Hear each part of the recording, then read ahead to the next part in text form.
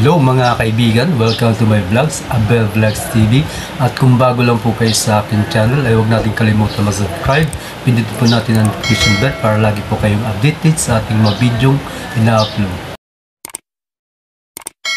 Yung bagong videong gagawin ngayon, ito ay tungkol sa aking ginawang video sa nakaraan pa.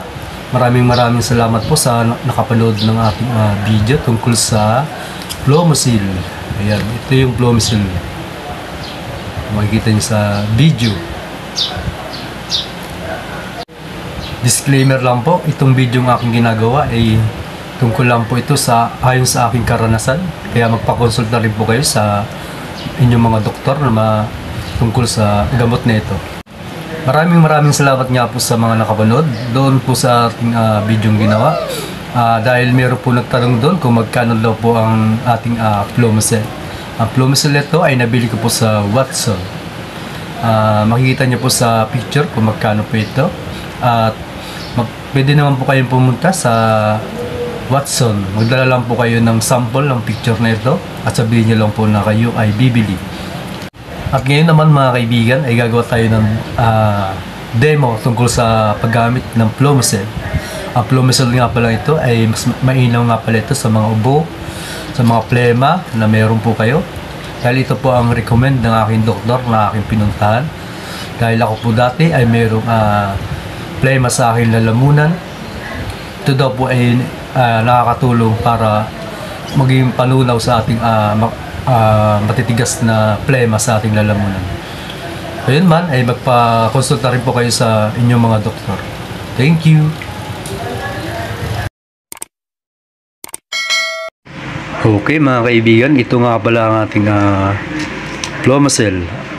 Ito ay mayroong 600 mg mucolytic. Yan. Tapos meron ditong baso. Isang baso lang po ang gagamitin natin. Tapos meron ditong tubig. Pwedeng malamig, pwedeng maligamgam. Kung ano man po ang gusto niyo pong inumin. Or depende po sa consult na sinabi sa inyo ng doktor. Pero wala naman pong sinabi sa akin. Yan. Yan mga kaibigan, ito yung ating ginawang video. Maglagay muna po kayo ng tubig sa baso. Yan. Halos punuhin nyo na po. Yan, ganyan. Pagkakalagay nyo sa baso, itong Flomosil, ito po yung malaking tablitas. Yan. Buksan nyo lang po ito. Ang ganito lang. Tapos po yan, ilagay nyo lang po ito sa baso. Na may tubig. Yan. Ganito po ang mangyayari sa kanya. Yan. Natutunaw po yan. Hintayin nyo lang po matunaw. Kahit hindi nyo na po haluin yan kasi automatic na halo sa tubig. Yan. Hintayin nyo po ng mga ilang minuto dahil kusa naman po siyang natutunaw.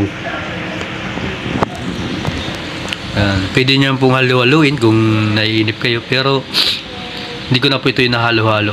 Hinintay ko lang siyang matapos. Yan mga kaibigan, ito yung ating Flomosil. Yan. Kumukulo-kulo siya. Yan. Hintayin nyo lang itong matunaw. Itong Flomosil. Yan, nakikita nyo no? Hindi siya makita sa aking camera, pero yan, medyo kumukulo siya. Yan, nakikita nyo mga kaibigan yan. Kasi ito ay parang mayroon din siyang acid para kumukulo siya. Yan. Kusa naman siyang matunaw. A few moments later. Okay mga kaibigan, itong ating Flomosil ay natunaw na. Yan. Pwede na natin siyang inumin. Inintay lang natin siya na matunaw. At least 1 minutes to 1.5 minutes. Yan. Tapos inumin nyo lang po ito. Yan.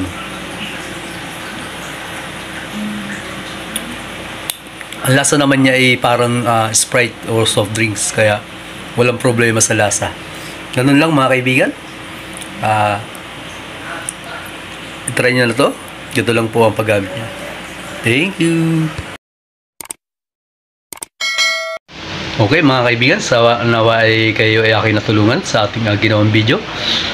Maki-like lang po at maki-share ang ating video at huwag natin kalimutan mag-subscribe sa ating YouTube channel, Abel Vlogs TV. Maraming salamat.